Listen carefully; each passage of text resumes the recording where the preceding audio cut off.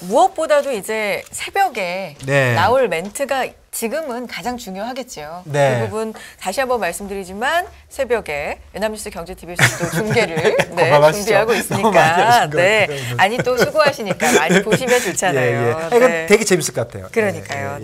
많이 관심 가져주시고요. 자, 말씀드린 것처럼 이 시간에는 우리 시장 얘기를 조금 더 깊이 있게 해보도록 하겠습니다. 바로 소개해드리죠. 라이프 자산운용 강대건 대표님 안녕하십니까? 안녕하세요. 저는 처음 뵙겠습니다.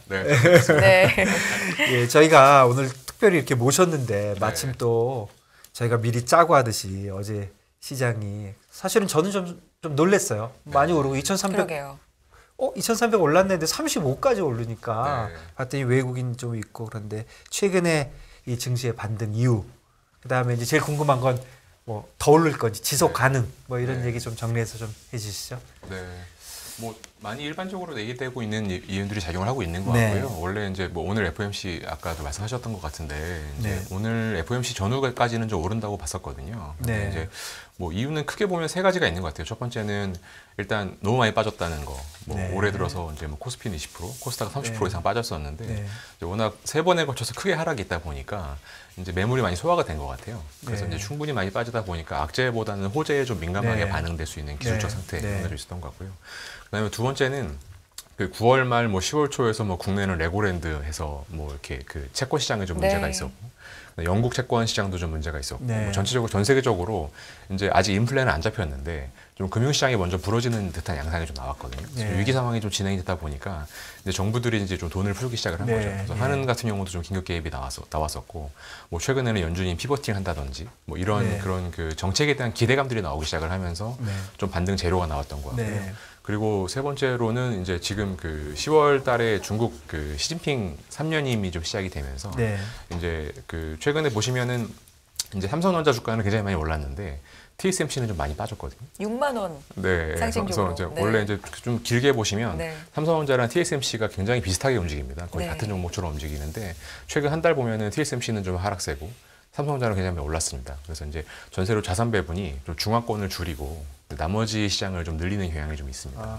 그 TSMC하고 삼성 얘기 뭐 잠깐 1분만 하면 그게 중화권 이런 문제가 주요다. 뭐 그 내부적인 회사에 뭐 삼성전자가 뭐 그 투자를 안 줄였다든가 그런 거보다 사실 뭐 그 항상 주가에는 여러 가지 이유가 작용을 하니까 뭐 최근에는 뭐 TSMC는 더 이상 받을 수주가 없고 삼성전자는 텅텅 비어 있으니까 이제 뭐 상대적으로 더 여지가 있다 뭐 이런 말도 있지만 메인 드라이버는 좀 중화권에 대한 이슈가 좀 있는 것 같습니다.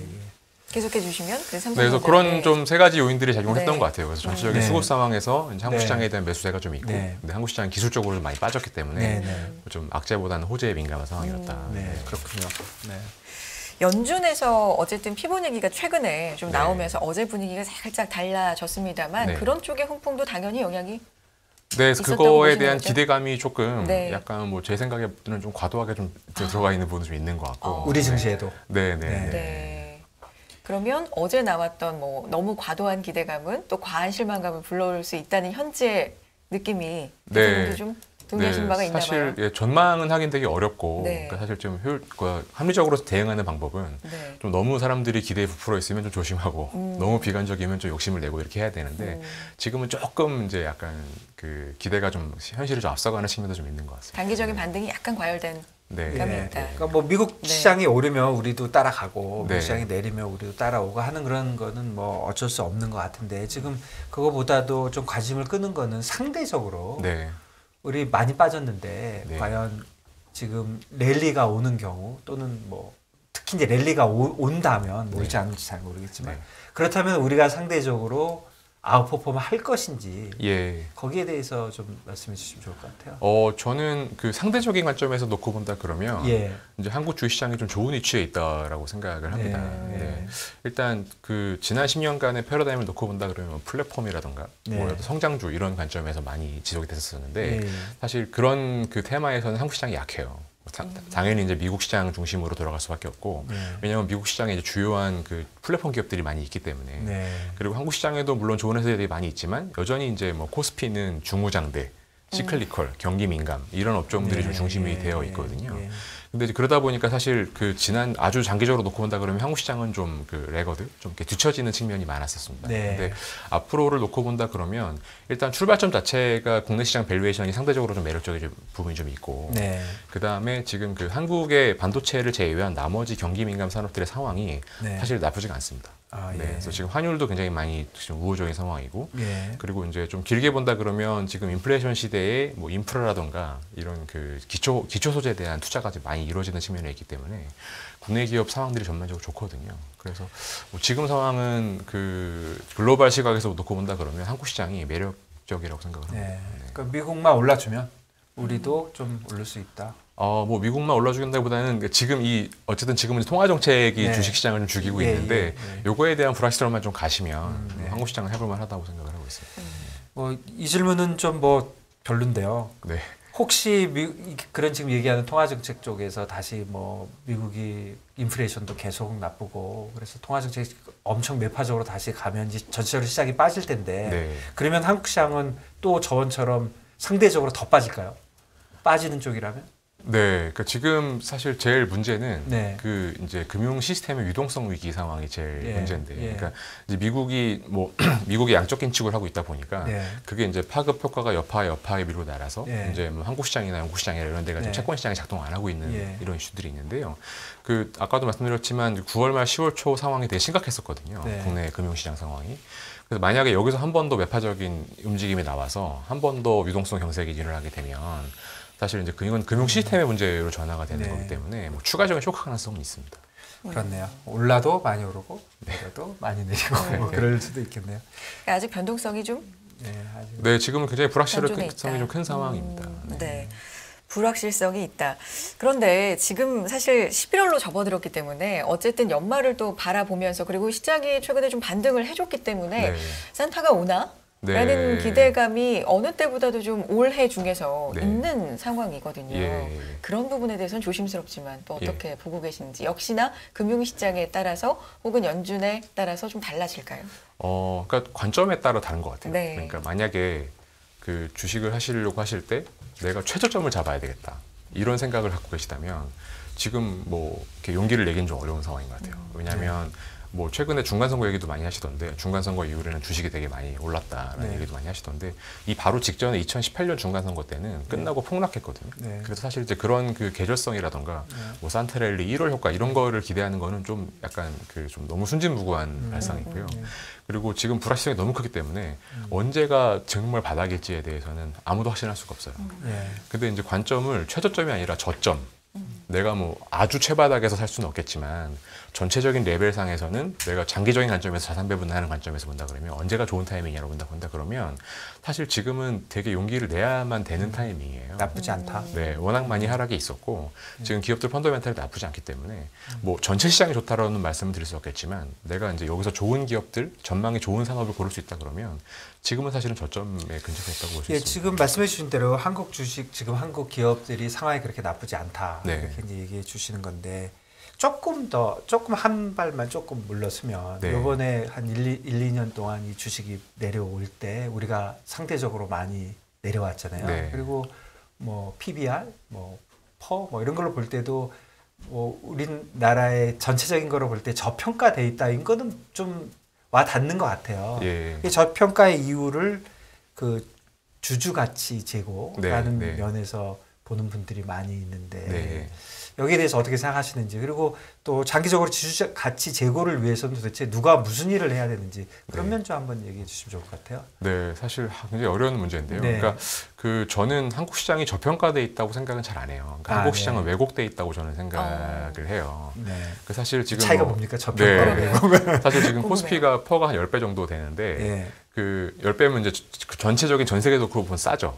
사실 미국이나 유럽 시장에 놓고 보면 한국 시장이 굉장히 싸 보이는 것처럼 보이는데 미국은 뭐 20도 넘잖아요. 근데 지난 10년 동안 한국 시장은 항상 10배 정도 수준이었어요. 그래서 사실 히스토리컬 관점에서 본다 그러면 뭐 작년이나 재작년 대비해서 한국 시장이 크게 저평가돼 있다고 보기 되게 어려워요. 근데 제가 이제 그 저평가가 아니라 왜곡돼 있다고 말씀드렸던 이유는 뭐냐면 사실 그 지배구조 얘기를 되게 많이 말씀하시는데 그 지배구조 이슈는 항상 있는 이슈거든요. 그래서 항상 쌌어요. 그러니까 늘 쌌기 때문에 뭐 지금 특별하게 싸다는 생각은 안 들어요. 근데 이제 개별 종목들을 놓고 본다 그러면 한국 시장은 굉장히 특이한 것들이 가령 예를 들면 2차 전지라든가 네. 바이오라든가 이런 업종은 전 세계에서 전 세계 한국 시장이 제일 비싸요. 그리고 뭐 인터넷 플랫폼 네이버 카카오도 지금 뭐 텐센트가 10배인데 네이버 카카오는 아직도 27배 정도 되거든요. 그래서 이런 그 성장성이 있는 업종은 전 세계에서 한국이 제일 비싸요. 그러니까 소위 미래를 보는. 네. 그거는 뭐 미국 시장이나 다른 아시아 시장에 비해서 2배, 3배 정도의 밸류에이션을 받고 있습니다. 근데 반대로 뭐 굉장히 인기가 없는 뭐 금융이라든지 아니면 뭐 제가 말씀드린 어떤 기초 소재라든가 경기 민감 업종들은 다 퍼가 3배, 4배거든요. 이거는 해외 시장 대비 반값이에요. 그래서 우리나라 시장은 전 세계에서 제일 싼 주식하고 전 세계에서 제일 비싼 주식이 같이 나란히 있는. 그래서 시가총액 상에서부터 이제 그 뭐 P나 PE를 보시면 굉장히 변동이 심해요. 뭐 몇십 배 갔다가 뭐 두세 배 갔다가 왔다 갔다 하거든요. 그래서 이게 그 제가 이제 한국 시장은 저평가된 게 아니라 왜곡되어 있다고 말씀드리는 건 뭐냐면 안에 밸류에이션 논리가 없어요. 그래서 말씀드린 것처럼 세상에서 제일 비싼 주식이랑 세상에서 제일 싼 주식이 같이 혼재되어 있어요. 근데 이렇게 되는 이유가 아까 말씀하신 지배구조 탓이 큽니다. 왜냐하면 이런 식으로 이제 그 주식시장의 밸류에이션 논리가 무너져 있는 이유가 장기 투자자가 없기 때문이에요. 그러니까 어떤 회사의 펀더멘탈을 보고 아 이거는 내가 싸니까 오래 들고 가겠다, 뭐 끝을 보겠다 이렇게 하는 투자자가 많으면 좋은데 우리나라 주식시장의 투자자들은 개인 투자자부터 기관 투자자까지 다 합쳐서 내가 우리나라 주식은 큰 미래가 없으니까 단기적으로 내가 시세 차이만 보겠다 이런 분들이 되게 주종이에요. 그러다 보니까 모멘텀이 있는 데는 쏠리고 뭐 당장 안 오를 것 같은 거는 버리고 그러다 보니까 양극화가 굉장히 심해져가지고 좋은 것만 사고 나쁜 건 계속 버리고. 맞습니다. 싼 건 한없이 싸지고 비싼 건 한없이 비싸지기 때문에 시장 전체로 놓고 보면 그렇게 비싸지 않아요. 왜냐하면 싼 거랑 비싼 거 합쳐놨으니까 그러면 이제 10배 갖다 되는데 근데 이게 좋은 현상은 아닌 거네요. 그렇죠? 장기 투자라는 면에서 보면. 네, 굉장히 안 좋고요. 굉장히 안 좋고 그러다 보니까 이제 해외의 많은 투자자분들이 야 한국 시장 너무 싼 주식이 있는데 하고 들어왔다가 더 싸지니까 이제 팔고 나가시고 그리고 이제 뭐 버블이라고 쇼트 쳤는데 더 비싸지니까 또 그것도 안 되고 뭐 이런 현상들이 많이 벌어졌습니다. 그래서 장기적으로 이제 건전하지 않은 상태이고요. 근데 이제 그게 지배구조 역할이 크고 왜냐하면 지배구조 역할 때문에 이제 한국 주식은 장기 투자의 대상이 아니다라고 보는 분들이 많고 그러다 보니까 이제 너무 모멘텀 위주로 쏠려서 시장에 왜곡된 부분이 좀 많이 있습니다. 그럼 이건 현황이고 앞으로 그러면 이거 어려운 문제지만 어떤 방향으로 뭐 해결책 이런 게 있을까요? 네, 일단 그 장기 투자를 할 수 있는 환경이 조성이 돼야 그렇죠. 되는데 어떤 게 되면 환경이 조성되는 겁니까? 네, 일단 좀 그 기업들이 이제 좀 주주 가치라든가 주주 환원에 좀 신경 쓰는 모습을 좀 보여줘야 기업들이요? 되는데, 근데 저는 이게 좀 굉장히 희망적이라고 보여져요. 왜냐하면 사실 뭐 절대적인 뭐 한국 주식은 지배구조 때문에 안 돼 이런 얘기는 너무 지겹게 오래 진행이 되는데. 그 레벨로 본다 그러면 여전히 좀 안 좋죠. 여전히 좀 상황은 아직 미약한데 방향으로 본다 그러면 저는 최근 몇 년 동안 굉장히 빠른 속도로 개선이 되고 있다고 보여져요. 근데 느낌은 뭐 내부자 정보 유용, 횡령 뭡니까? 그 3종 세트 있던데요. 횡령, 분식회계, 내부자 정보, 그다음에 물적 분할. 뭐 이 회사들이 우리나라 뭐 100위 기업이 아니잖아요. 2등 기업.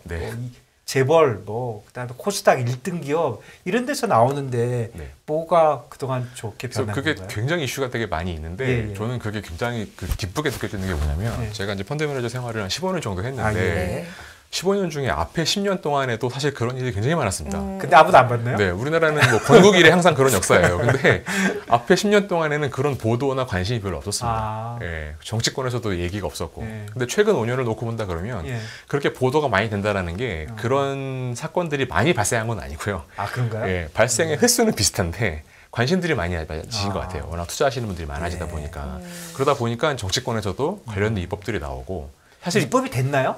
가령 뭐 물적 분할에 대해서는 거래소에서 조치가 지금 나와 있는 상황이고요. 그래서 뭐 이제 신주를 기존 주주한테 주지 않으면 거래소에서 허용을 안 해주는 뭐 그런 거래소에서 안 해주는 거죠. 법을 바꾼 거 그런 양상들이 좀 있어서 사실 이제 워낙 많이 보도가 됐기 때문에 물적 분할 이런 거는 이제는 좀 대놓고 하기가 좀 어렵거든요. 우리나라에서 물적 분할과 인적 분할을 확실하게 구분하는 개인 투자가는 대한민국이 제일 많을 것 같아요. 네, 전 세계에서 압도적으로 많을 것 같습니다.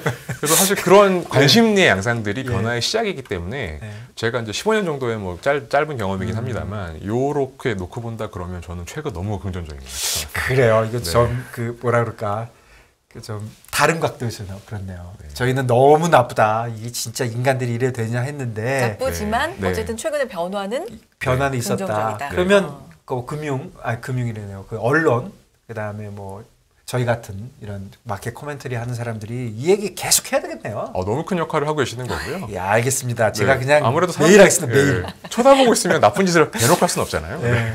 근데 제가 쳐다본다고 누가 뭐 신경을 쓸까는 모르겠네요. 그리고 투자자분들도 계속해서 얘기를 하시는 게 목소리를 내시는 게 진짜 중요하다는 말씀이시네요. 예, 우리 엊그저께도 보니까 우리 그래프 기억나세요? 김 박사님이 해오셨나?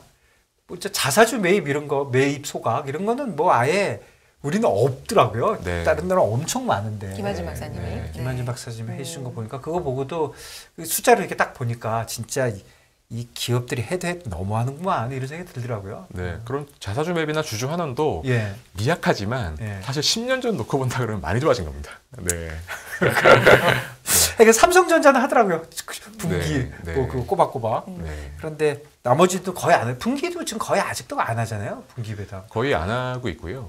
그리고 조금 더 첨언을 드리면 사실 이제 우리나라의 기업들은 이제 우리나라 역사 때문에 그런 게 있는데 사실 한국이라는 나라가 이제 1950년대에 만들어진 아직 얼마 안 된 신생 국가국 중에 하나고 이제 기업들도 대부분 이제 60년대 70년대 많이 창업들을 하셨거든요. 그렇죠. 그래서 이제 그 우리나라 상장 기업들의 창업자 그 지배구조 연령대가 다 비슷하세요. 근데 이제 이분들이 상속을 해야 되는 이슈가 있었기 때문에 가령 예를 들면 1960년에 창업을 했다. 그리고 이제 지금 뭐 이제 창업자나 2세다 이러시면 연령대가 지금 딱 상속을 해야 되는 그런 지난 10년 동안 그런 기간이었거든요.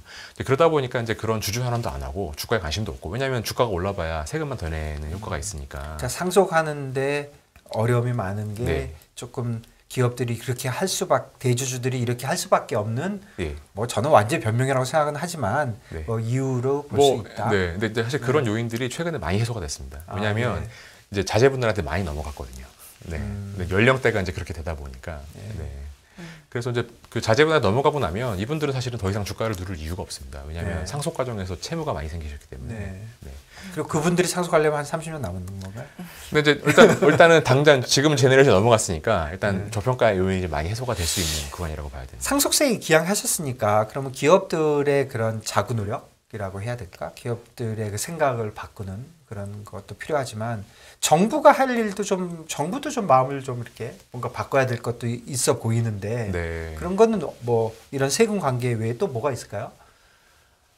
일단 뭐 세금 문제는 좀 되게 민감한 정치적으로 좀 민감한 이슈여서 상속을 줄여주면 이제 어려운 부분이 있을 것 같고요. 부자들이 감세가 되니까 뭐 그런 얘기 하시는 거죠. 그래서 뭐 황세를 줄여라 그러면 또 그 얘기는 뭐 이해를 하고요. 그래서 일단 지금은 좀 그 얼마 전에 정부에서 뭐 12대 전략 기술 과제 해가지고 기술 과제를 몇 가지 지원을 하겠다는 그런 장기적인 로드맵 같은 거를 많이 발표하셨었는데 사실 이제 그런 것들이 이제 기업이랑 민간이 좀 조응되는 부분들이 좀 많이 필요한 것 같아요. 그러니까 국가에서 이 기술만큼은 좀 길게 끌고 가야 되겠다. 그러면 이런 것들에 대한 그 어떤 지원을 해줘야 되는지 자금 문제만 아니라 규제적인 측면에서 이런 것들을 기업이랑 소통을 해가면서 팀 플레이를 그 지난주에 나왔습니다. 그래서 그 이번 정부에서 이제 12대 기술을 선정을 해서 제가 그런 얘기를 워낙 안 믿는 스타일이어서 저는 근데 그 내용이 조금만 얘기해 주시면 기술에 관련돼서 어떤 지원을 해준다고는 얘기가 있나요? 뭐 그게 큰 구체적인 내용이라기보다는 뭐 내년에 한 4조 7천억 정도 자금 지원을 하겠다. 몇 가지 핵심 기술 과제에 대해서 그런 것들을 얘기를 했는데요. 근데 이제 뭐 자금 지원뿐만이 아니라 아까 말씀처럼 규제나 이런 것들이 좀 중요합니다. 뭐 이제 신기술 같은 경우에는 테스트베드 역할을 하는데 과정에서 좀 제약이 들어오면 그런 그 시험 같은 것들이 좀 지연되는 과정들이 생길 수 있거든요. 대표님께서는 이제 시장에 나오시기 전부터, 그러니까 본격적으로 나오시기 전에 학생 때부터 주식 투자를 하셨고 특히나 가치주 쪽으로 굉장히 오랫동안 관심을 기울이셨다고 알고 있는데 이 부분, 그러니까 가치주, 성장주 사실 이론적으로는 알고 있지만 이 구별이 정확하게 이건 가치주야, 이건 성장주야 이렇게 되는 건지 또 어떻게 그 안에서도 옥석을 가려야 되는 건지 뭐 이런 부분도 말씀해 주시면 좋을 것 같은데요. 그 굉장히 애매한 개념이고요. 사실 뭐 가치주 그러면 이제 일반적으로 싼 주식 이렇게 보여주고 있는데 그럼 가치주의 반대말은 뭐 가치가 없는 주식 이렇게 될 텐데 세상에 누가 저는 가치가 없는 주식에 투자하고 있습니다 이렇게 말하는 사람 아무도 없잖아요. 그러니까 모든 사람이 가치주 투자자고요. 그렇죠. 가치주의 반대말이 성장주는 아니죠. 그러면은 뭐 저는 가치주에 투자하는데 저희가 투자하는 회사는 성장할 리가 없습니다. 이렇게 말하는 것도 되게 어불성설이잖아요. 네. 그래서 사실 모든 투자자는 성장주에 투자하고 있는 거고 모든 투자자는 가치주에 투자하고 있다고 보여집니다. 근데 이제 그래서 저는 그거에 정확한 반대말은 아닌 것 같고 그래서 가치주 성장주는 사실은 동시에 고려해야 되는 개념이고 뭐 가치 투자의 반대말 굳이 말한다 그러면 저는 모멘텀 투자라고 말씀을 드리고 싶어요. 그러니까 내가 이 회사에 대해서 뭐 싼지 비싼지 회사의 펀더멘털이 좋은지 나쁜지 이건 내가 모르겠고 당장 오를 것 같다. 뭐 다음 달에 뭐가 나온다. 이러니까 일단 내가 산다. 단기 투자, 장기 투자 이렇게 이해해도 되겠습니까? 이해를 해도? 뭐 그런 관점일 것 같습니다. 좀 길게 이제 좀 그러니까 펀더멘탈에 기반한 투자인 건지 아니면 현재 가격 움직임에 기반한 투자인 건지 이렇게 본다 그러면 이제 저는 뭐 저를 위시한 소위 말하는 가치주라고 하는 분들은 이제 싸고 비싸고 이런 것보다는 좀 장기적인 펀더멘탈에 집중한 방식을 선호한다. 그러면 아주 처음에 얘기해 주신 대로 우리 주주 가치 제고 관련돼서 우리 시장의 가장 큰 문제는 장기 투자자가 적은데 저희가 모멘텀 투자보다는 가치 투자 쪽으로 좀 생각을 더 많이 하는 것이 장기적인 우리 시장 발전에 좋을 수 있다. 뭐 그렇게 이해할 수 있겠네요. 네, 맞습니다. 또 오늘 특별히 또 다른 얘기. 제가 오늘 질문이 많아가지고 저희가 요즘 질문이 많습니다. 아나운서며 전화 질문이 많은데 저희가 질문 때문에 또 이렇게 말이 딴 데로 좀 간 게 좀 있으니까 오늘 특별히 하시고 싶은 말씀 있으시면 저희 한 시간 한 4, 5분 있죠? 네, 좀 해주시죠. 네, 그래서 아까 그 마무리 멘트로 주셨던 말씀을 좀 더 연장해서 드리고 싶은데 사실 이게 그 시장은 기업과 투자자가 공생을 관계에 있는 거라고 저는 생각을 하거든요. 그래서 그 투자자가 장기적 관점을 가지고 장기 투자를 하면 기업들도 거기에 반응을 해서 주주 환원을 한다든지 그런 투자자의 시각에 맞춰서 발전하게 될 거예요. 근데 예를 들면 이제 그 투자자분들이 너무 단기적 관점, 아까 말씀드린 모멘텀 투자에서만 하게 되면 기업들 입장에서 봤을 때에도 우리 주주들은 그런 건 관심이 없으니까 단기 주가에만 관심이 있으니까 내가 뭐 굳이 주주 환원 안 해도 되겠네. 내가 뭐 우리 회사를 장기적 관점에서 보지 않아도 되겠네. 이런 식으로 상호적으로 돌아가게 돼 있는 부분들이 있거든요. 그래서 그런 투자 문화 측면에서 본다 그러면 이제 기업들이 요새 최근 욕을 되게 많이 하지만 기업들이 바뀌어야 되는 부분도 있지만 투자자의 문화가 바뀌어야 되는 부분도 동시적으로 진행이 돼야 되겠다는 생각이 좀 많이 들고 그래서 저희 라이프운용은 이제 신생 회사긴 한데 저희도 이제 그런 그 주주행동주의 이런 걸 좀 표방을 하고 있습니다. 그래서 이제 기업들의 공개 레터도 보내고 뭐 여러 가지 주주 권한 행동을 하고 있는데 좀 이런 문화에 대한 좀 관심, 좀 이런 그 시장의 전체적인 장기적인 체질에 대한 관점 이런 것들에 대한 관심들이 좀 많이 늘어났으면 하는 바람이 좀 있습니다. 그렇네요. 우리가 기업 얘기하고 정부 탓을 많이 하는데 투자가들도 좀 생각을 해봐야 된다. 근데 투자자 입장에서 이제 생각을 해보면 미국 주식 같은 경우 레벨 자체가 그냥 묻어두기만 해도 레벨 자체가 몇 년 전과 비교하면 믿음이 있잖아요. 올라왔고 올라갈 것이다. 그런데 우리 시장은 그것에 대한 믿음이 아직 없다 보니까 모멘텀 투자를 또 할 수밖에 없는 거 아닌가라는 생각도. 이게 그냥 그 뭐라 그러나요? 달기 먼저냐. 그런 얘기 같은데 결국 돌아가는 얘기인 건 같아요. 그리고 뭐 우리 엊그저께도 얘기했지만 S&P는 그 S&P 시가총액하고 S&P 지수하고 비슷하게 가요. 코스피는 시가총액 진짜 대박 늘었거든요. 가만히 있어요. 워낙 IPO 계속 해대고 자사주 매입 하나도 안 하니까 그럴 수밖에 없는 거죠. 그러니까요. 참 그게 장기적 투자를 막는 사실 큰 이유기는 한데요. 그래서 미국 주식도 근데 아주 긴 시각에서 놓고 본다 그러면 미국 시장도 뭐 크게 보면 한 10년 박스권, 10년 상승, 10년 박스권 이런 흐름이 좀 있었거든요. 그래서 최근 10년 동안에는 굉장히 좋았지만 그 앞에 2000년대 초반 2000년부터 2010년까지는 또 미국 시장이 박스권이긴 했습니다. 그래서 그 또 앞으로는 어떻게 될지 모르는 상황인데 저는 이제 아까도 말씀드렸지만 현재 경제 상황에서는 국내 주식시장 상황이 그렇게 나쁘진 않다고 생각을 하거든요. 그리고 지금 어쨌든 굉장히 미약하나 이제 개선의 방향성은 좀 나오고 있는 상황이기 때문에 한번 뭐 좀 저는 최근에요. 그 애플 보면서 애플이 물론 좋은 회사고 그러니까 이번에 애플이 사실 나쁜 뉴스도 많이 있었는데 다른 데에 비해서 굉장히 버텨요. 버티는 이유를 보면은 물론 시가총액이 크고 하니까 그런 문제도 있지만 애플에 대한 신뢰가 있더라고요. 투자가들이 애플은 그러니까 이런 것 같아요. 언젠가 잘 되면 나한테 베너핏을 줄 거야. 그러니까 내가 좀 참을게. 그런데 이제 뭐 특정 우리 주식을 샀는데 앞으로 잘 되면 대주주만 잘 될 거야. 이런 불안감 이런 게 역시 깔려 있다. 그런 생각이 좀 들긴 합니다. 가치 투자 관련돼서 하시고 또 우리가 그 행동 뭐 하고 하는 그런 펀드들이 사실 거의 없는 상황이죠. 네. 그래서 작년, 재작년부터 조금씩 나타나기 시작을 했고요.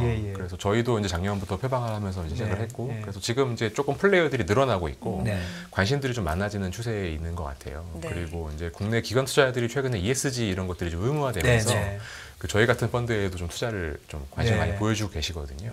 그런 게 많이 늘어나면 아무래도 이런 면에서는 분명히 도움이 되는 방향인 것 같네요. 네, 맞습니다. 그래서 뭐 계속 빠른 속도로 개선되고 있습니다. 네, 알겠습니다. 오늘 시장에 대한 얘기부터 뭐 조금 더 깊이 있는 얘기까지 좋은 뷰 잘 들었습니다. 라이프 자산운용의 강대건 대표와 함께했습니다. 고맙습니다. 감사합니다.